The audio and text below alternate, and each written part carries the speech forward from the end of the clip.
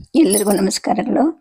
ಲಾನಾ ಶಾಸ್ತ್ರಿ ಅವರ ಧರೆಗಿಳಿದ ದಿವ್ಯ ತೇಜ ಅಂತಕ್ಕಂತಹ ಶಂಕರಾಚಾರ್ಯರ ಕಥೆಯನ್ನು ಹೇಳ್ತಾ ಇದ್ವಿ. ಶಂಕರಾಚಾರ್ಯರು ಪ್ರಯಾಗ ಮತ್ತು ಕಾಶಿಗೆ ಬಂದಿರ್ತಾರೆ.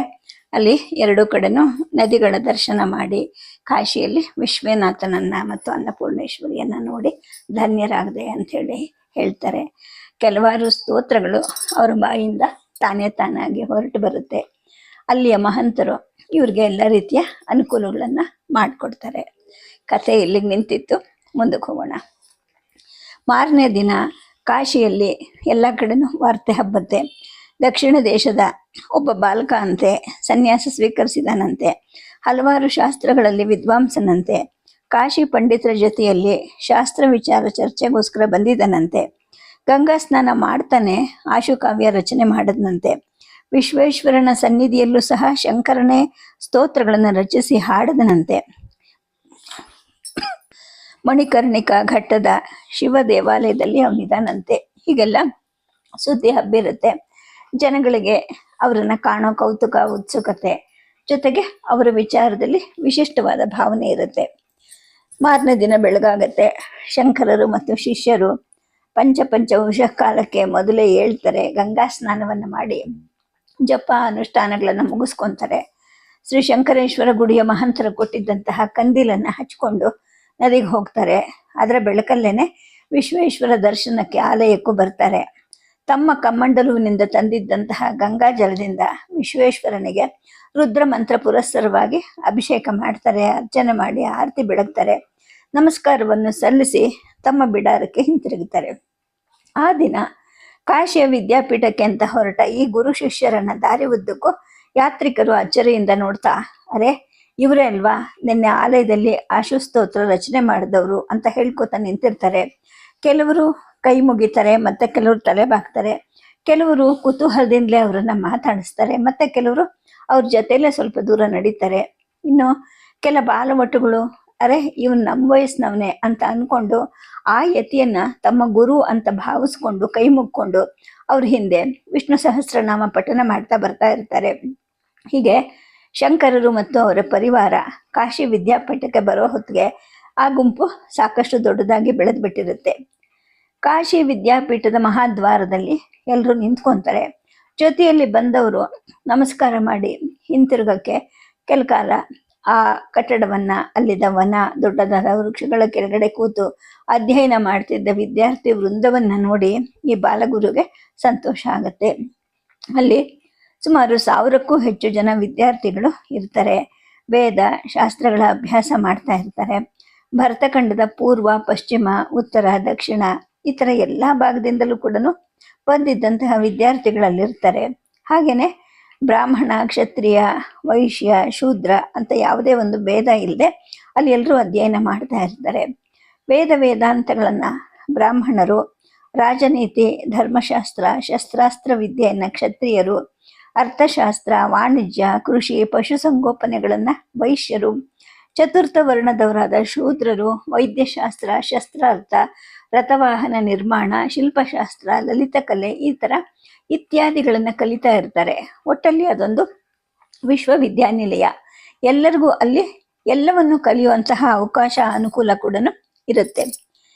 ಈ ಬಾಲಗುರು ಮತ್ತು ಅವರ ಶಿಷ್ಯರು ವಿದ್ಯಾಪೀಠದ ಕುಲಪತಿಯನ್ನು ಭೇಟಿ ಮಾಡ್ತಾರೆ. ತಾವು ವಿದ್ಯಾಪೀಠದ ವಿದ್ವಾಂಸರನ್ನ ಭೇಟಿ ಮಾಡಿ ಶಾಸ್ತ್ರ ವಿಚಾರ ವಿನಿಮಯ ಮಾಡ್ಕೊಳ್ಳೋ ಅಪೇಕ್ಷೆಯನ್ನು ತಿಳಿಸ್ತಾರೆ. ಕುಲಪತಿಗಳು ಮತ್ತು ಅವರ ಸಹಾಯಕ ಅಧ್ಯಾಪಕ ವೃಂದದವರು ಬಾಲಗುರುವನ್ನ ಪ್ರೀತಿ ವಿಶ್ವಾಸದಿಂದಲೇ ಸ್ವಾಗತಿಸ್ತಾರೆ. ವಿದ್ಯಾಪೀಠದ ಪುಸ್ತಕ ಭಂಡಾರಕ್ಕೆ ಕರ್ಕೊಂಡು ಹೋಗಿ ಓರಣವಾಗಿ ಜೋಡಿಸಿಟ್ಟಿದ್ದಂತಹ ಓಲೆಗರಿಯ ಗ್ರಂಥಗಳನ್ನು ತೋರಿಸ್ತಾರೆ. ಆ ಸರಸ್ವತಿ ಭಂಡಾರದಲ್ಲಿ ಅಮೂಲ್ಯವಾದಂತಹ ಗ್ರಂಥಗಳಿರುತ್ತವೆ. ವೇದಾಂಗಗಳು, ಕಾವ್ಯಗಳು, ನಾಟಕಗಳು, ನ್ಯಾಯನೀತಿಗೆ ಸಂಬಂಧಿಸಿದ್ವು, ವೈಶೇಷಿಕವಾದದ್ವು, ಸಾಂಖ್ಯ ದರ್ಶನ, ಯೋಗ ದರ್ಶನ, ಮೀಮಾಂಸ ದರ್ಶನ, ವೇದಾಂತ ದರ್ಶನ ಈ ಥರ ಅನೇಕ ವಿಚಾರಗಳಿಗೆ ಸಂಬಂಧಪಟ್ಟಂತಹ ಗ್ರಂಥಗಳು ಅಲ್ಲಿ ರಾಶಿಯಾಗಿರುತ್ತವೆ. ಆ ಸಮಯದಲ್ಲಿ ಮೀಮಾಂಸಕರದನೆ ಪ್ರಬಲವಾದ ಗುಂಪು ಇದ್ದು ಪೂರ್ವ ಮೀಮಾಂಸ ಗ್ರಂಥಗಳು ಇರುತ್ತವೆ.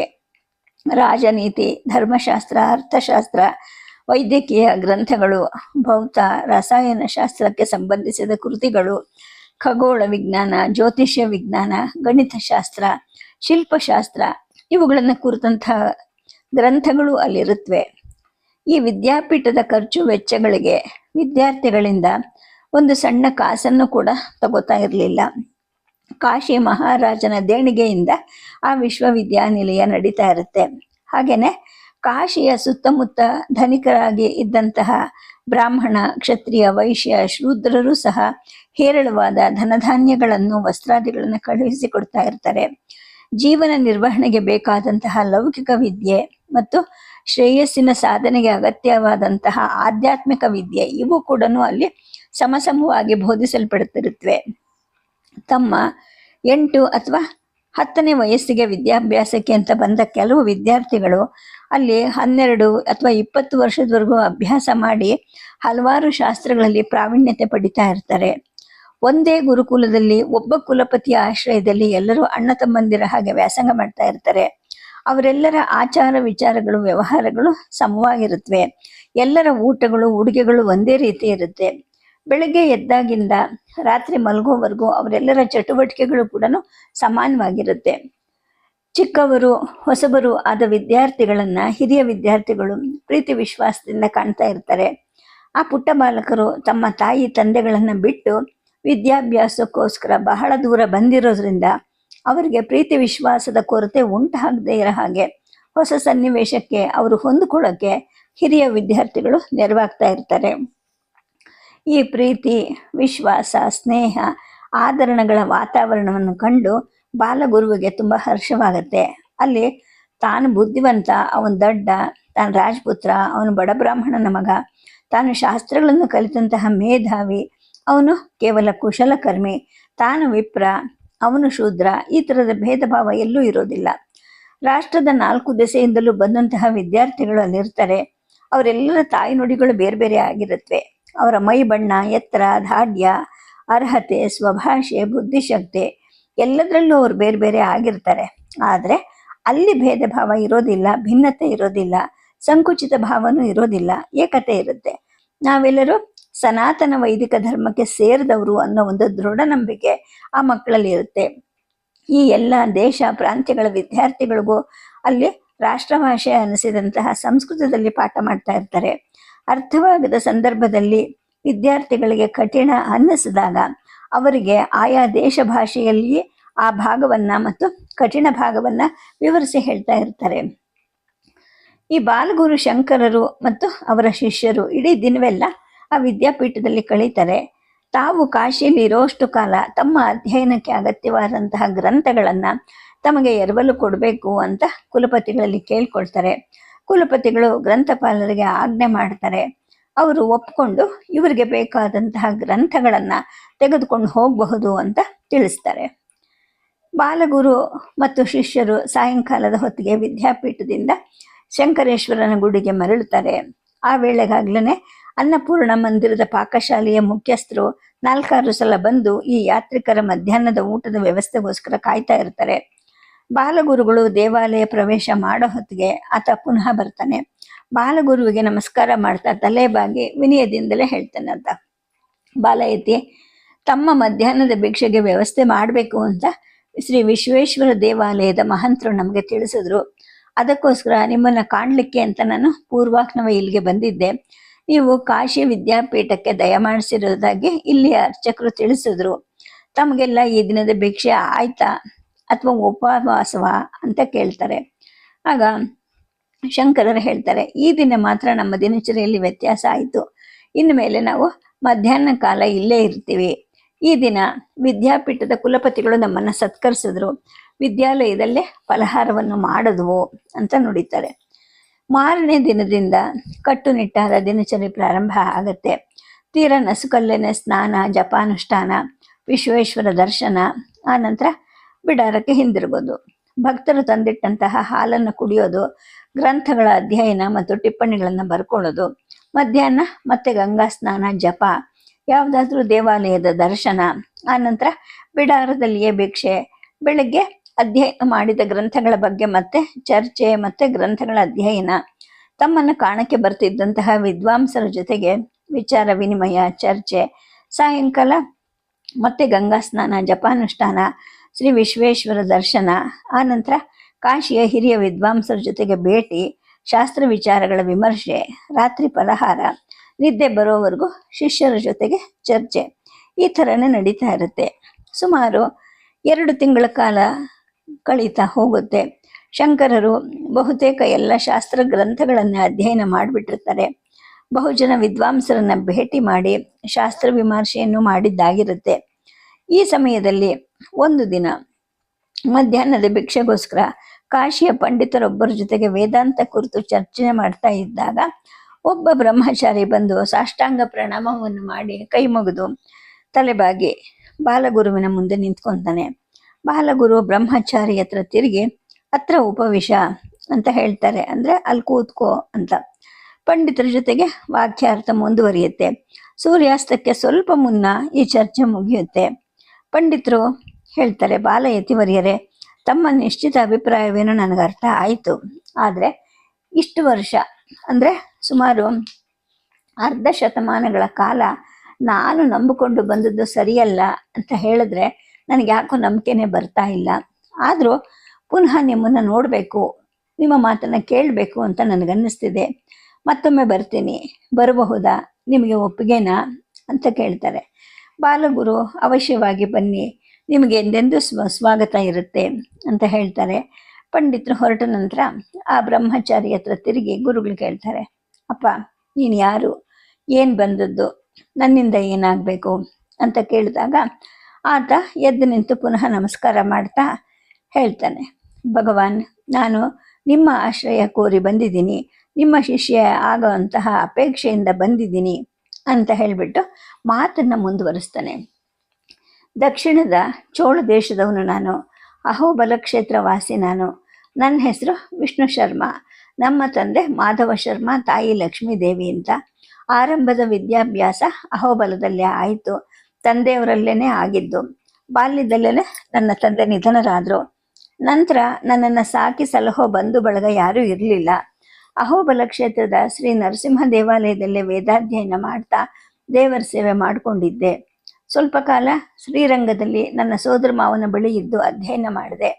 ಶ್ರೀ ನರಸಿಂಹಸ್ವಾಮಿಯ ಪ್ರೇರಣೆ ಹಾಗೆ ಶಾಸ್ತ್ರ ವಿದ್ಯಾಭ್ಯಾಸಕ್ಕೋಸ್ಕರ ಇಲ್ಲಿಗೆ ಬಂದೆ. ಕಾಶಿ ವಿದ್ಯಾಪೀಠದಲ್ಲೇ ವ್ಯಾಸಂಗ ಮಾಡ್ತಾ ಇದ್ದೀನಿ. ತರ್ಕವನ್ನು ಓದಿದ್ದೀನಿ. ಈಗ ನನಗೆ ವೇದಾಂತ ಸೂತ್ರಗಳ ಪಾಠ ಆಗ್ತಿದೆ. ನಿಮ್ಮನ್ನು ದರ್ಶನ ಮಾಡಿದಾಗಿಂದ ನಿಮ್ಮನ್ನು ಆಶ್ರಯಿಸಬೇಕು, ನೀವೇ ನನ್ನ ಗುರುಗಳು, ನನ್ನ ದೈವ ಅಂತ ನನ್ನ ಮನಸ್ಸಿನಲ್ಲಿ ಪ್ರೇರಣೆ ಆಗ್ತಿತ್ತು. ಜೊತೆಗೆ ಅದರ ಒತ್ತಡ ಹೆಚ್ಚಾಗ್ತಾ ಹೋಯಿತು. ನಮ್ಮ ಆಚಾರ್ಯರನ್ನು ಕೇಳಿದೆ. ಅವರು ಕುಲಪತಿಗಳ ಅಪ್ಪಣೆ ಪಡಿ ಅಂದರು. ಕುಲಪತಿಯವರನ್ನು ಕೇಳಿದೆ. ಆಗ ಅವರು ಬಾಲಗುರು ಶಂಕರರನ್ನ ದರ್ಶನ ಮಾಡಿ ಅವರು ನಿನ್ನನ್ನು ಶಿಷ್ಯನಾಗಿ ಸ್ವೀಕರಿಸ್ತಾರ ಅಂತ ಕೇಳು. ಅವರು ಒಪ್ಪಿದ್ರೆ ನಿನ್ನನ್ನು ವಿದ್ಯಾಪೀಠದಿಂದ ಕಳಿಸ್ಕೊಡ್ತೀವಿ ಅಂತ ಹೇಳಿದ್ರು. ಈಗ ನಿಮ್ಮ ಆಶ್ರಯವನ್ನು ಕೋರಿ ಬಂದಿದ್ದೀನಿ ಅಂತ ಆ ಹುಡುಗ ತನ್ನ ಮಾತನ್ನು ನಿಲ್ಲಿಸ್ತಾನೆ. ಬಾಲಗುರು ಒಂದು ಕ್ಷಣಕಾಲ ಸುಮ್ಮನಿರ್ತಾನೆ. ಆಮೇಲೆ ಹೇಳ್ತಾನೆ, ಬ್ರಹ್ಮಚಾರಿ, ಈಗ ಸಾಯಂ ಸಂಧ್ಯಾ ಆಗಿದೆ, ಅನುಷ್ಠಾನಕ್ಕೆ ನಾವು ಹೊರಡಬೇಕು. ನೀನು ನಾಳೆ ಮಧ್ಯಾಹ್ನ ನಮ್ಮ ಭಿಕ್ಷೆ ಸಮಯಕ್ಕೆ ಬಾ, ನನ್ನ ನಿರ್ಧಾರವನ್ನು ತಿಳಿಸ್ತೀನಿ ಅಂತ ನುಡಿತಾರೆ. ಬ್ರಹ್ಮಚಾರಿ ಮತ್ತೊಮ್ಮೆ ನಮಸ್ಬಿಟ್ಟು ಅಲ್ಲಿಂದ ಹೊರಟು ಹೋಗ್ತಾನೆ. ಶಂಕರರು ಮತ್ತು ಅವರ ಶಿಷ್ಯರು ತಮ್ಮ ದಿನಚರಿಗಾಗಿ ಗಂಗೆ ಕಡೆ ಹೊರಡ್ತಾರೆ. ಆ ರಾತ್ರಿ ಫಲಹಾರವಾದ ನಂತರ ಬಾಲಗುರು ಶಿಷ್ಯರ ಜೊತೆಗೆ ಆ ಬ್ರಹ್ಮಚಾರಿಯ ಕೋರಿಕೆಯನ್ನು ಕುರಿತು ಪ್ರಸ್ತಾಪ ಮಾಡ್ತಾರೆ. ತರುಣ ಜೀವನಕ್ಕೆ ತರುಣ ಚೆನ್ನಾಗಿ ವಿದ್ಯಾಭ್ಯಾಸ ಮಾಡಿದವನ ಹಾಗೆ ಕಾಣ್ತಾನೆ. ನಮ್ಮ ಜೊತೆ ಈ ಪರಿವ್ರಾಜಕ ಜೀವನಕ್ಕೆ ಹೊಂದಿಕೊಂಡ್ರೆ ಶಿಷ್ಯನನ್ನಾಗಿ ಸ್ವೀಕರಿಸ್ಕೋಬಹುದು ಅಂತ ಪರಮೇಶ್ವರ ಹೇಳ್ತಾನೆ. 16 ವರ್ಷಗಳಿಂದ ಸ್ವಂತ ಸ್ಥಳವನ್ನು ಬಿಟ್ಟು ಇಲ್ಲಿಗೆ ಬಂದು ವಿದ್ಯಾಪೀಠದಲ್ಲಿ ಇದ್ದಾನೆ. ಇಲ್ಲಿನ ಜೀವನ ಒಗ್ಗಿದವನಿಗೆ ನಮ್ಮ ಜೊತೆಗಿರೋದಕ್ಕೆ ಕಷ್ಟ ಏನಾಗಲ್ಲ. ಊರಿಂದ ಊರಿಗೆ ಪ್ರಯಾಣ ಮಾಡ್ತಿರೋ ನಮ್ಮಲ್ಲಿ ಕಾಲಕಾಲಕ್ಕೆ ಆಹಾರ ಅಥವಾ ವಿಶ್ರಾಂತಿ, ಅನುಕೂಲಕರವಾದ ವಸತಿ ಇವುಗಳಿಗೆಲ್ಲ ಕೊರತೆ ಉಂಟಾಗಬಹುದು. ಇವೆಲ್ಲವಕ್ಕೂ ಆತ ಹೊಂದ್ಕೊಳ್ಳೋದಾದರೆ ಆತ ಬರಲಿ ಅಂತ ಸದಾಶಿವ ನಾರಾಯಣರು ಹೇಳ್ತಾರೆ. ಬಾಲಗುರು ಎಲ್ಲರ ಮಾತನ್ನು ಕೇಳಿ ನಾಳೆ ಆತ ಬಂದಾಗ ನೀವೇ ಇವೆಲ್ಲವನ್ನು ಆತನಿಗೆ ಹೇಳಿ, ಆತ ಇದಕ್ಕೆಲ್ಲ ತಾನು ಸಿದ್ಧ ಅಂತ ಅನ್ನೋದಾದರೆ ನಮ್ಮಲ್ಲಿ ಇಟ್ಕೊಳ್ಳೋಣ ಅಂತ ಹೇಳ್ತಾರೆ. ಮಾರನೇ ದಿನ ವಿಷ್ಣು ಶರ್ಮನನ್ನು ಕರ್ಕೊಂಡು ಆತನ ವಿದ್ಯಾಗುರುಗಳೇ ಬರ್ತಾರೆ. ಈತ ತುಂಬ ಯೋಗ್ಯ, ವಿದ್ಯಾವಿನಯ ಸಂಪನ್ನ, ನಿಮ್ಮ ಆಶ್ರಯಕ್ಕಾಗಿ ಹಾತೊರಿತಾ ಇದ್ದಾನೆ, ದಯಮಾಡಿ ಶಿಷ್ಯನನ್ನಾಗಿ ಸ್ವೀಕರಿಸಿ ಅಂತ ಕೋರ್ಕೊತಾರೆ. ವಿಷ್ಣು ಶರ್ಮ ಕೂಡ ತಾನು ಎಲ್ಲ ಪರಿಸ್ಥಿತಿಗೂ ಹೊಂದ್ಕೊಳ್ಳೋದಾಗಿ ವಚನವನ್ನು ಕೊಡ್ತಾನೆ. ಅಂದಿನಿಂದಲೇ ಆತ ಈ ಗೋಷ್ಠಿಯ ಹೊಸ ಸದಸ್ಯನಾಗಿ ಸೇರಿಕೊಳ್ತಾನೆ. ಬಾಲಗುರು ಈತನನ್ನು ಸ್ವಲ್ಪ ದಿನ ಪರೀಕ್ಷಿಸಿ ಆತನಿಗೆ ಸಹಜವಾದ ವೈರಾಗ್ಯ ಮತ್ತು ಜ್ಞಾನದ ಅಪೇಕ್ಷೆ ಇದೆ ಅನ್ನೋದನ್ನು ದೃಢಪಡಿಸ್ಕೊಂಡು ಸನ್ಯಾಸವನ್ನು ಕೊಟ್ಟು ಶ್ರೀ ಸನಂದನ ಅನ್ನೋ ಒಂದು ನಾಮಕರಣ ಮಾಡ್ತಾರೆ. ಹೀಗೆ ಬಾಲಗುರು ಶ್ರೀ ಶಂಕರರ ಶಿಷ್ಯ ವೃಂದದಲ್ಲಿ ಈಗ 3 ಜನ ಬ್ರಹ್ಮಚಾರಿಗಳು, ಒಬ್ಬ ಸನ್ಯಾಸಿ ಮತ್ತು ಹಲವಾರು ಗೃಹಸ್ಥರು ಕೂಡ ಸೇರಿರ್ತಾರೆ. ಶಂಕರೇಶ್ವರ ಮಂದಿರ ಒಂದು ಸಣ್ಣ ವಿದ್ಯಾಶಾಲೆಯೇ ಆಗೋಗಿರುತ್ತೆ. ಪ್ರೌಢಶಾಸ್ತ್ರಗಳ ಗೋಷ್ಠಿ ಮತ್ತು ವಾಕ್ಯಾರ್ಥಗಳ ಬೀಡು ಕೂಡ ಆಗೋಗಿರುತ್ತೆ. ಒಂದು ಮಧ್ಯಾಹ್ನ, ಇನ್ನು ಕತ್ತಲು ಅನ್ನೋ ಹಾಗೂ ಇಲ್ಲ, ಬೆಳಕು ಅನ್ನೋ ಹಾಗೂ ಇಲ್ಲ, ಹಾಗಿರುತ್ತೆ. ಆಚಾರ್ಯರು ಗಂಗಾ ಸ್ನಾನಕ್ಕೆ ಹೊರಟಿರ್ತಾರೆ. ಜೊತೆಯಲ್ಲಿ ಶಿಷ್ಯರ ಒಂದು ಗುಂಪಿರುತ್ತೆ. ಎಲ್ಲರೂ ಗಂಗೆಯಲ್ಲಿ ಇಳಿದು ಸ್ನಾನದಲ್ಲಿ ನಿರತರಾಗ್ತಾರೆ. ಹತ್ತಿರದಲ್ಲಿ ಇದ್ದಂತಹ ಇನ್ನೊಬ್ಬ ವೃದ್ಧ ಸನ್ಯಾಸಿ ಇವರು ಬಂದ ತಕ್ಷಣ ತನ್ನ ಬಟ್ಟೆಗಳನ್ನು ಎತ್ಕೊಂಡು ಇವರಿದ್ದ ಜಾಗದಿಂದ ಮೇಲಕ್ಕೆ ಸರಸರ ಹೊರಡ್ತಾನೆ. ಆಗ ನಾರಾಯಣ ಕೇಳ್ತಾನೆ, ಯಾಕೆ ಸ್ವಾಮಿ ಸ್ನಾನ ಮಾಡದೆ ಹೊರಟು ಬಿಟ್ರಿ? ಇನ್ನೂ ಸ್ವಲ್ಪ ಕತ್ತಲು ಅನಿಸುತ್ತೆ, ಜೋಕೆ ಎಲ್ಲಾದರೂ ಜಾರು ಬಿದ್ದೀರಿ ಅಂತಾನೆ. ಸನ್ಯಾಸಿ ಹೇಳ್ತಾನೆ, ನಿಮ್ಮ ಮೈಲಿಗೆ ನೀರು ಸೋಕ್ತು, ಹಾಗಾಗಿನೇ ಇನ್ನು ಮೇಲಕ್ಕೆ ಹೋಗ್ತಾ ಇದ್ದೀನಿ ಅಂತ. ಆತನ ಮಾತನ್ನು ಕೇಳಿ ಎಲ್ಲರಿಗೂ ನಗು ಬರುತ್ತೆ. ಪರಮೇಶ್ವರ ಹೇಳ್ತಾನೆ, ಆಯಿತು, ಇನ್ನು ಮೇಲಕ್ಕೆ ಹೋಗಿ ಸ್ವಾಮಿ, ನಿಮಗೆ ತುಂಬ ಮಡಿಯಾದ ನೀರು ಸಿಕ್ಕತ್ತೆ ಅಂತ ವಿನೋದ ಮಾಡ್ತಾನೆ. ಆಚಾರ್ಯರು ಅವನನ್ನು ಗದರಿಸಿ ಸುಮ್ಮನಾಗಿಸ್ತಾರೆ. ಎಲ್ಲರ ಸ್ನಾನವೂ ಮುಗಿಯುತ್ತೆ, ಜಪ ಅನುಷ್ಠಾನಗಳು ಮುಗಿಯುತ್ತೆ. ಹೊರಡೋ ಹೊತ್ತಿಗೆ ಸೂರ್ಯ ಉದಯ ಚೆನ್ನಾಗಿ ಆಗ್ತಾ ಬಂದಿರುತ್ತೆ. ಆಚಾರ್ಯರ ಜೊತೆಗೆ ಎಲ್ಲರೂ ವಿಶ್ವೇಶ್ವರನ ದರ್ಶನಕ್ಕೆ ಹೊರಡ್ತಾರೆ. ಆ ಸನ್ಯಾಸಿ ಇವರಿಗಿಂತ ಸ್ವಲ್ಪ ಮುಂದೆ ಹೋಗ್ತಾ ಇರ್ತಾನೆ. ಆತನ ಹಣೆ ಮೇಲೆ ಗಂಧದ ಊರ್ಧ್ವ ಪುಂಡ ಬರುತ್ತೆ. ಎದೆ ತೋಳುಗಳಲ್ಲಿ ಆ ಪುಂಡ್ರ ವಿರಾಜಿಸ್ತಿರುತ್ತೆ. ಅಂದರೆ ಈತ ಭಾಗವತನ ಹಾಗೆ ಕಾಣ್ತಾ ಇರ್ತಾನೆ. ಹೆಜ್ಜೆ ಹೆಜ್ಜೆಗೂ ಗೋವಿಂದ ಗೋವಿಂದ ಅಂತ ಇರ್ತಾನೆ. ವಿಶ್ವೇಶ್ವರನ ಗುಡಿ ಹತ್ರ ಬಂದಾಗ ಆತ ತನ್ನ ಕೈಲಿದ್ದ ತಾಳೆಯ ಬೀಸಣಿಗೆಯನ್ನ ಕಣ್ಣಿಗೆ ಅಡ್ಡವಾಗಿ ಹಿಡ್ಕೊತಾನೆ. ಇದನ್ನು ಕಂಡು ಪರಮೇಶ್ವರ ಮತ್ತೆ ಪ್ರಶ್ನಿಸ್ತಾನೆ, ಇದೇನು ಸ್ವಾಮಿಗಳೇ, ದೇವಸ್ಥಾನದ ಹತ್ರ ಬಂದ ಕೂಡಲೇ ಕಣ್ಣಿಗೆ ಅಡ್ಡವಾಗಿ ಬೀಸಣಿಗೆ ಹಿಡ್ಕೊಂಡಿದ್ದೀರಾ? ಎಲ್ಲಾದರೂ ಎದುರಿಗೆ ಬರ್ತಾ ಇರೋರಿಗೆ ಡಿಕ್ಕಿ ಹೊಡೆದು ಬಿಟ್ಟಿರಿ ಜೋಕೆ ಅಂತಾನೆ. ಆ ಸನ್ಯಾಸಿ ಹೇಳ್ತಾನೆ, ಶಿವನನ್ನು ನೋಡಿದ್ರೆ ಸ್ನಾನ ಮಾಡಬೇಕಾಗತ್ತೆ, ಅದಕ್ಕೆ ಶಿವಲಿಂಗ ಕಣ್ಣಿಗೆ ಬೀಳದ ಹಾಗೆ ಅಡ್ಡ ಹಿಡ್ಕೊಂಡಿದ್ದೀನಿ ಅಂತಾನೆ. ಪರಮೇಶ್ವರ ಕೇಳ್ತಾನೆ, ಏನು ಸ್ವಾಮಿಗಳೇ ಈ ವಿಚಿತ್ರ, ಶಿವನನ್ನು ನೋಡಿದ್ರೆ ಸ್ನಾನ ಯಾಕೆ ಮಾಡಬೇಕು? ಶಿವ ಅಂದ ಕೂಡಲೇ ನಿಮ್ಮ ಮನಸ್ಸಲ್ಲಿ ಶಿವಲಿಂಗದ ರೂಪ ಮೂಡೋದಿಲ್ವೇ ಅಂತ ಪ್ರಶ್ನಿಸ್ತಾನೆ. ಸನ್ಯಾಸಿ ಹೇಳ್ತಾನೆ, ಶಿವ ಸ್ಮಶಾನವಾಸಿ ಅಲ್ವಾ, ಹಾಗಾಗಿ ಅವನನ್ನು ನೋಡಿದ್ರೆ ಮೈಲ್ಗೆ ಆಗತ್ತೆ, ಸ್ನಾನ ಮಾಡಬೇಕು ಅಂತ ಸನ್ಯಾಸಿ ಹೇಳ್ತಾನೆ. ಎಲ್ಲರಿಗೂ ಈಗ ನಗು ಬರುತ್ತೆ.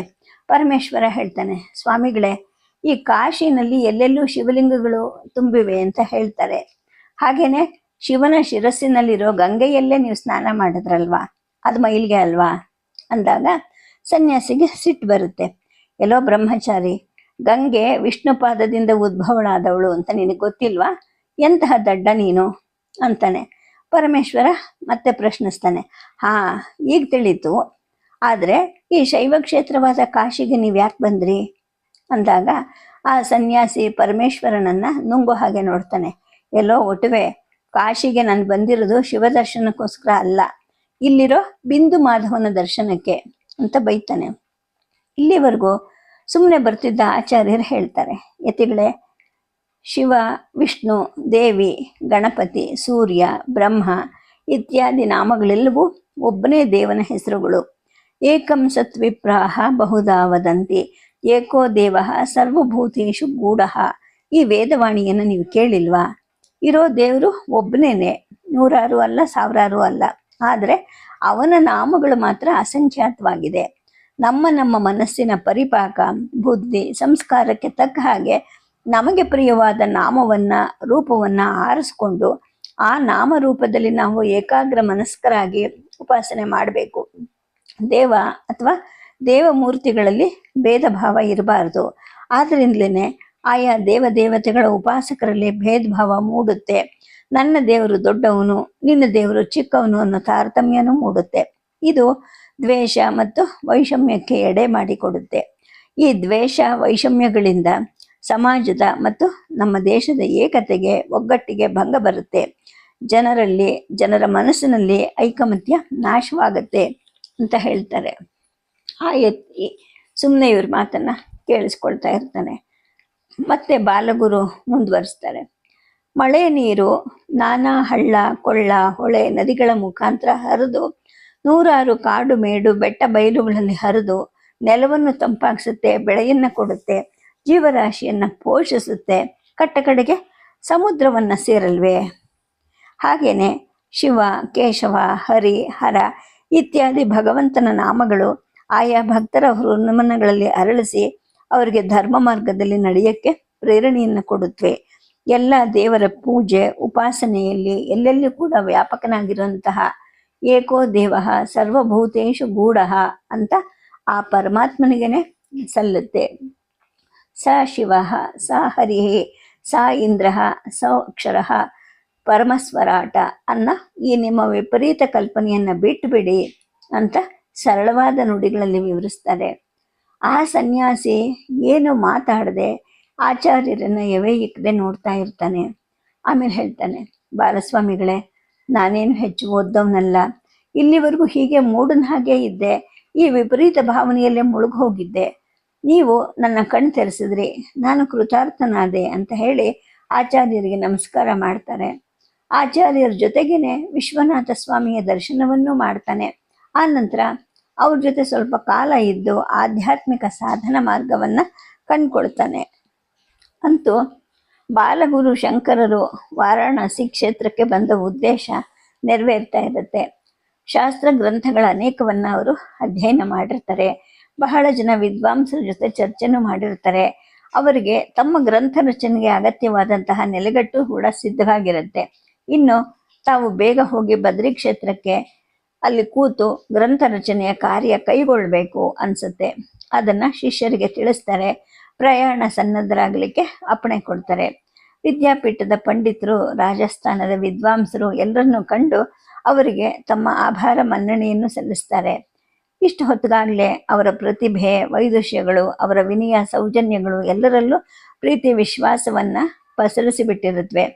ಈ ಬಾಲಗುರುವನ್ನ ಅರಮನೆಗೆ ಆಹ್ವಾನಿಸಕ್ಕೆ ಅಂದ್ಬಿಟ್ಟು ಸ್ವತಃ ಕಾಶಿಯ ಮಹಾರಾಜನಾಗಿದ್ದಂತಹ ಈಶ್ವರಿ ಕೃಷ್ಣಸಿಂಹನು ಶಂಕರೇಶ್ವರ ದೇವಾಲಯಕ್ಕೆ ಬರ್ತಾನೆ. ಬಾಲಗುರುವಿನ ದರ್ಶನವನ್ನ ಮಾಡ್ತಾನೆ.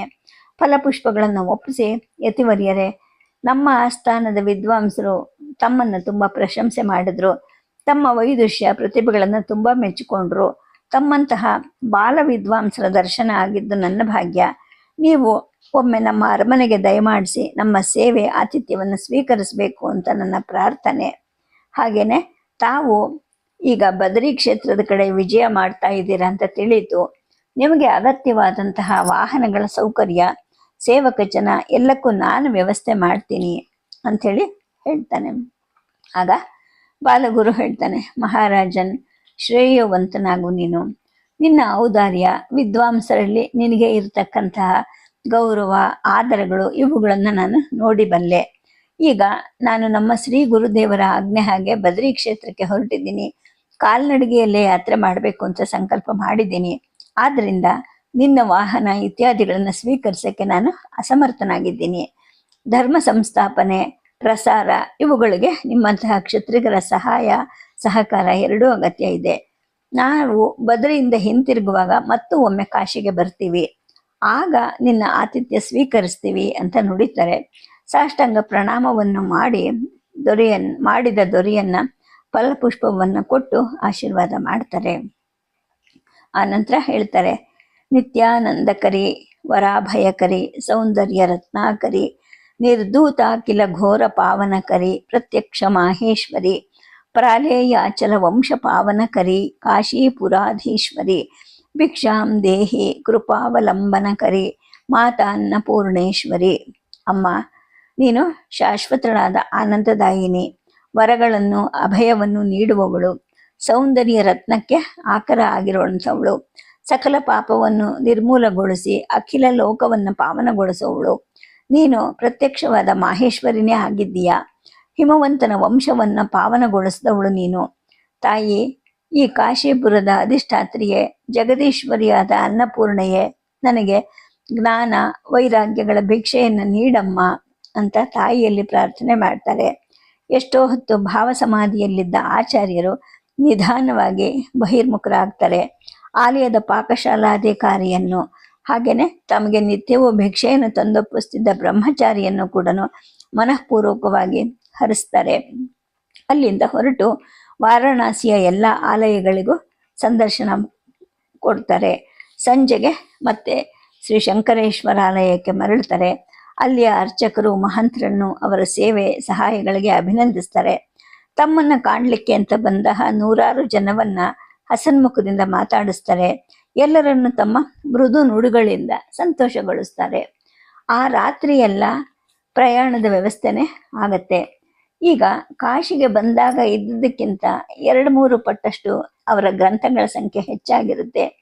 ಅಷ್ಟು ದಿನವೂ ಕಾಶಿಯಲ್ಲೆಲ್ಲ ಶಂಕರ ಗುರುಗಳ ನಂದಿ ಅಂತಲೇ ಖ್ಯಾತವಾಗಿದ್ದಂತಹ ಈ ನಂದಿರಾಜ ಪುಷ್ಟವಾಗಿ ಬಲಿಷ್ಠನಾಗಿ ಎಷ್ಟು ಹೊರೆಯನ್ನಾದರೂ ಹೊರಬಲ್ಲೆ ಅನ್ನೋ ಹಾಗೆ ಬೆಳೆದು ನಿಂತಿರುತ್ತೆ. ಸದ್ಯಕ್ಕೆ ಕಥೆಯನ್ನು ನಿಲ್ಲಿಸಿರ್ತೀನಿ.